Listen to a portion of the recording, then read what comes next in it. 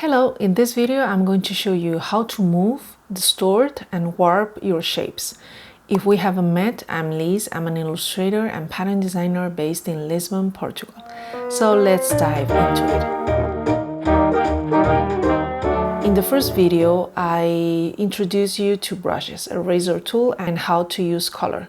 Make sure to watch that video first if you are a complete beginner. I'm linking it here on the top right side. So today we are going to talk about the selection tool. So many times when we are drawing, we want to move things around. In this case, I have several items. So say that I don't want to move all of them. I just want to move this flower.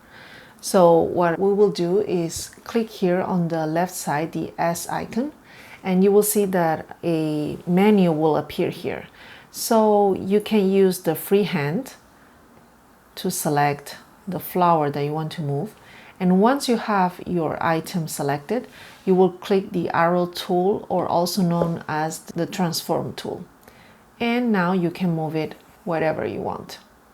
Another way to move your items will be with the rectangle shape.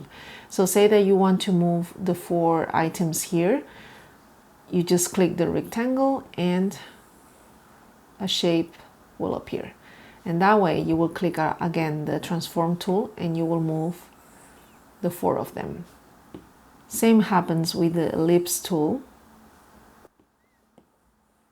But the one that I use the most is the freehand shape. It's the easiest for me because you can choose all the shapes that you want easily and you can move however you want. So this often happens to me when I want to move just the head of the character I'm drawing. And I will just use the freehand and then click the tool, and then here you can rotate your animal's head.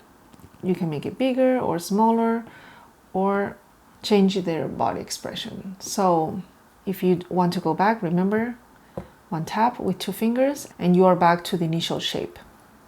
Now let's take a look on the transform tool. If we click only in the transform tool, you will see that it will select whatever is on your layer, and then you will see here that you have distort and warp. So distort, it's really useful when you want to change the shape a little bit. Same happens with the warp tool.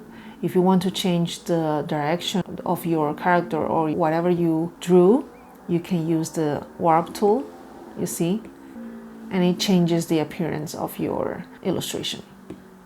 So let me show you an example of the warp tool. So say that you have this flower, but you want to see this shape a little bit more curved. So you will click the transform tool, go to warp. So the shape will change just a tiny bit without having to redraw the whole flower. Same happens with one leaf. If I want to select this leaf and move it a little bit to make the shape more curvy, I can do that. And to move the item itself, you need to click on uniform, and that way you can move the leaf around. I hope this helps, and I've created a PDF of this lesson if you want to follow along. Everything is in the description box below. I'm trying to do these lessons bite-sized so it is easy for you to learn little by little. And so in the next video, we're going to learn everything about layers. So see you soon.